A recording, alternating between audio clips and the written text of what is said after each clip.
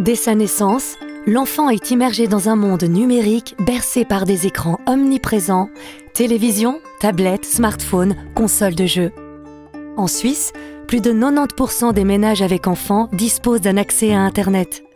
Près de la moitié des enfants de classe primaire regardent la télévision tous les jours. 3/4 d'entre eux possèdent déjà leur propre téléphone portable à 12 ans. Et 9 adolescents sur 10 utilisent les réseaux sociaux quotidiennement.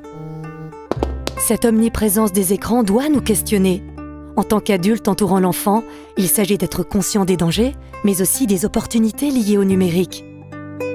Au même titre qu'on ne laisse pas un enfant se servir seul dans le frigo chaque fois qu'il en a envie, il convient de fixer un cadre clair concernant l'usage des écrans. Car une mauvaise utilisation a des conséquences négatives pour l'enfant. Cela dès les premières années de sa vie, avec des impacts au niveau de ses aptitudes relationnelles, de l'apprentissage de la marche ou du vocabulaire, ou encore de sa dextérité. Chez les très jeunes enfants, chaque heure passée devant un écran est une heure perdue qui retarde le développement de ses compétences cognitives, moteurs et sociales. C'est pourquoi il est nécessaire d'apprendre dès que possible à faire un usage responsable des écrans. Conscient de ces enjeux, le canton du Valais a établi une stratégie cantonale pour une éducation numérique responsable. Cette stratégie vise à promouvoir la santé des enfants et des adolescents en explicitant les bonnes pratiques numériques à acquérir tout au long d'un parcours de formation qui débute dès la naissance et se poursuit durant la scolarité obligatoire et même au-delà.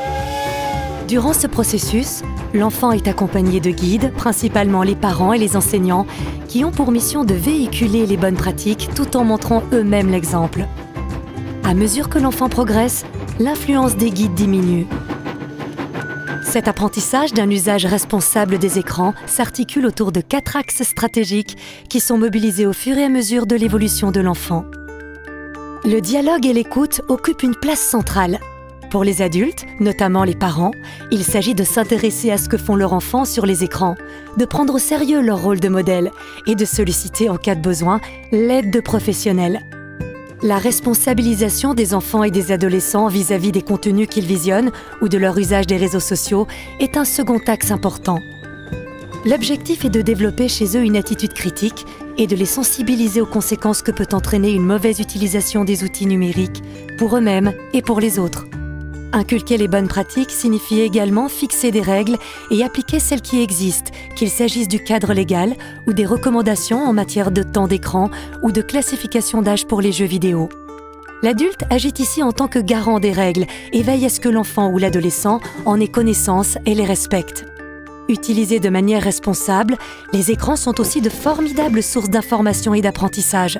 Saisir ces opportunités et transposer les bonnes pratiques acquises dans d'autres domaines sont les objectifs du dernier axe. En résumé, l'éducation à un usage numérique responsable s'apparente à un processus qui débute dès le plus jeune âge et se poursuit tout au long de la scolarité. Plus l'enfant avance dans ce parcours, plus il intègre certaines règles, apprend à exprimer ses émotions, questionne ses pratiques numériques et développe une attitude critique. Il endosse progressivement une posture responsable face aux écrans et à leur usage divers.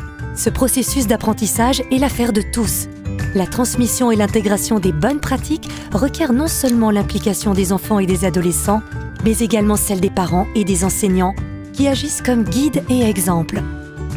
Dans cette série de vidéos, vous découvrirez les différentes étapes de ce chemin vers un usage numérique responsable, ainsi que les bonnes pratiques soutenues et travaillées à chaque cycle de scolarité.